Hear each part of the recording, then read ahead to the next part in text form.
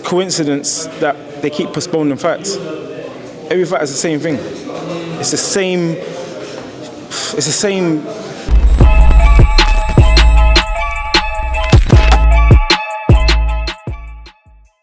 I feel like I'm in a very, very good position for big fights. I said it on camera, I've said it publicly, I want big fights this year. Waxy's one of them big fights. Callum Smith now, again, his name's been chucked out about. That's another big fight. Again, the difference with someone like Callum Smith, he's fought world champions. You know, he's fought the biggest name in boxing. He fought Canelo. He just got, again, Beterbiev walked through him, so that gave me a lot of credit. But again, that's another potential big fight.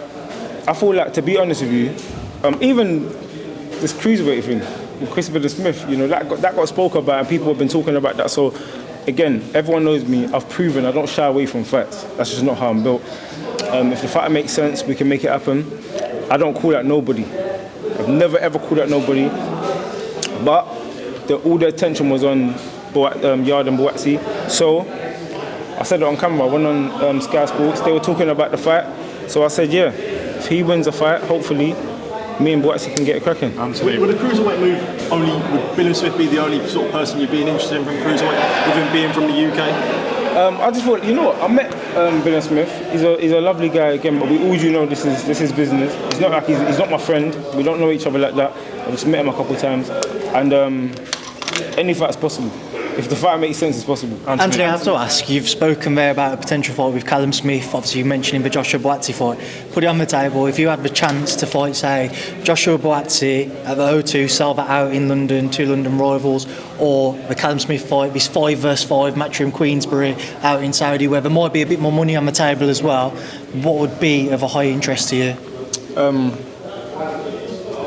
To me, it don't matter. It matters about what's drawing the most attention, what's the offer, and what's on the table. That's just me being 100% honest. I've said publicly and I've proven. So I feel like I'm not the kind of person you should be asking these questions. You should be asking people the questions that haven't been in the ring with world champions. And you know, when opportunities have been presented to make fights happen, it hasn't happened. So again, I'm not here to promote anybody else or do anything like that. I've said it publicly, the fights that I want big fights this year, but in the meantime, I need activity. Anthony, what are your reflections on Callum Smith's defeat to Artur Beterbiev? I think it just went how I thought it would go, and again, there was no disrespect to Callum Smith. I said it publicly, I want him to win the fight, but I just saw it as a massive ask. And I've been in there with Beterbiev. I know that I've seen and I felt the things that he does in there, little subtle things. Very intelligent, etc. He's strong, hits hard. I thought he was going to walk through Smith, and that's what he did. One of the talking points from that week, Anthony, was that atypical finding in Beterbiev's test. What did you make of that, and did you have anything like that come up prior to you fighting him? From what I was made aware of, there was nothing for the fight with me and him. Again, I can't badmouth anybody, but again, when, you know, he's 38 years old, and from what I hear, it was, I think, testosterone or something like that, HGH. And HGH, what's that? Human growth hormone. And to me, that's crazy. That's crazy. So unless he's found some new spices or some new herbs in the ground, you know, I don't know, maybe some beetroot in the floor that he's been harvesting himself, and it's created I don't know, but again, it is suspicious. It is suspicious, but again, they say the fact is found in the human body. They couldn't ban them. But to me, and again, I'll say this because I don't shy away from nothing. If I think something, I'll say it. It's coincidence that they keep postponing fights. Every fight is the same thing. It's the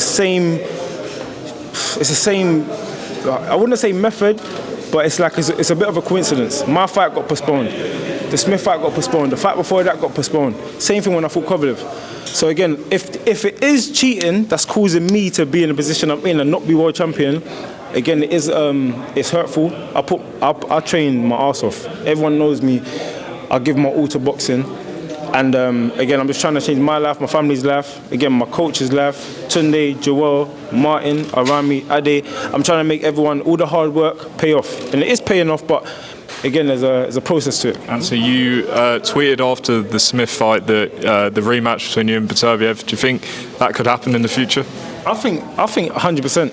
You know, I was up on the scorecards in the Beterbiev fight. I've given him his hardest fight to this date, and it's them small margins. So again, going back to this little conspiracy theory about the drugs, if that's the little 1% that's causing me to, because look, Kovalev, he got found for drugs after I fought him, and I went out to Russia, you know, I risked everything. I was still undefeated at the time, big prospect.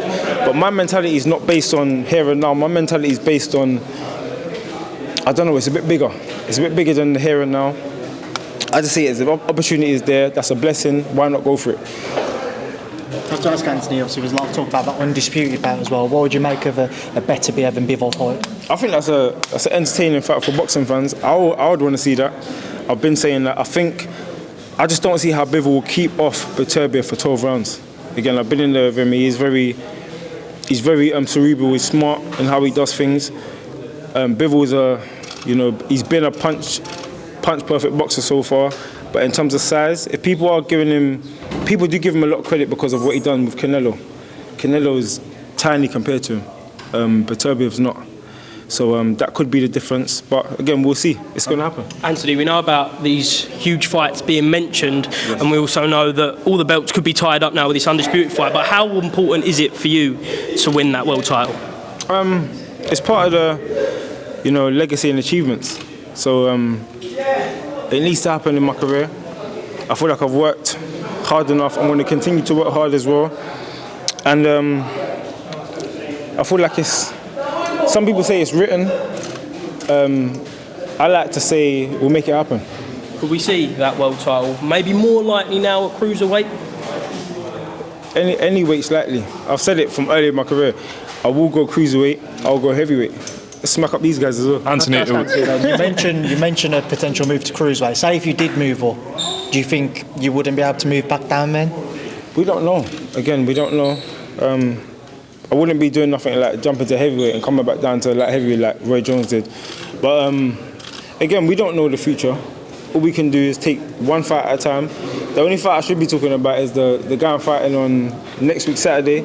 Again, I can't overlook him. He's had 32 wins, only had 3 losses. I've had 3 losses. There's one that I would dispute until the end of my life. But again, I've got 3 losses on my record. He's got 3 losses on his record, and he's got more wins on his record than me. Yeah, I'm a knockout king. I've got more knockouts on my record, but it's a tasty fight for me, so I'm up for it. Anthony, going into that fight, then your next fight, that is when you fought at the highest level, when you fought for world honours, is it difficult to stay motivated going into these types of fights? No, because it's a career. If you look at my career, in September, I fought another guy who, again, he wasn't a Beterbiev. It's going to be hard for me now to fight another Beterbiev. It's going to be hard for me now to fight another Kovalev. So, again, you take fights to get more experience. I want to be active. I've said it before, I've said it on camera. I want to have a big fight this year, or big fights. But in the meantime, I'm not waiting around for nobody, and I want to be in the ring active. Anthony, we mentioned undisputed fights. Just wondered your thoughts on Fury Usyk coming up. That's a big fight. I feel like it's an entertaining fight, a fight we all want to see. I think we all wanted to see the Joshua Fury a bit more. It still can happen, hopefully. Just off of sheer size, I will choose Fury. The Klitschko fight, he shocked the world. And again, this fight, if he's smart with it, he can make it quite easy, I think. Anthony, does it excite you, all these big fights being made in Saudi Arabia? Because you've just said for the last 10 minutes you want these big fights, and hopefully they can materialise with His Excellency Turki Al-Sheikh making them. 100%. It's definitely exciting. It's a prize fighting sport. Someone like myself, yeah, for the boxing fans, and for myself, but it's a lot to do with boxing fans. When people call on certain fights. When I heard about the Beterbiev fight, I said, this is a fight I'm interested to see how this is going to play out. So come, let's make it happen. I've shown what I'm like, and sometimes you give a lot to boxing fans, but you don't get a lot back. you don't get a lot back. So for me, it's about having the big fights. I will keep showing up. I'll keep putting on excellent performances. Next time I get a world title shot, I will win the fight. But again, it's all about experience. That's what I'm saying active. Are you pleased that some big fights can be made between Frank and Eddie now? Oh yeah, 100%. 100%. What's that like for you to see now, Anthony? Obviously, Frank and Eddie, their relationship. I feel like it was always possible. But again, just business. It's just business. And Anthony, so back to obviously Boxeo season. As we all know, there's a lot of very good domestic fighters in your division. How would you rank them? Obviously, excluding yourself. Who do you think is the toughest challenge? Excluding myself. I don't know. You would only know once you're in there with someone. That's it. I'm not giving someone too much props. I'm not taking away props from anybody. You only know when you're in there with someone. Anthony, how likely is it those big fights come over in Saudi, do you think, rather in the UK? I think it's possible. Saudi have been making things happen. So, they've been making things happen, so we'll see. Hopefully they can put a big pot on the line. That would be good for me. That would be good for everyone involved. And it's sure that we'll entertain the fans. Just looking at Buatsi Aziz, Anthony, if you're looking at it from both men's perspective, what's the keys for both men to come out on top on Saturday night? Get in the ring and win the fight. How do you think Joshua Ngannou is going to go? Joshua Ngannou.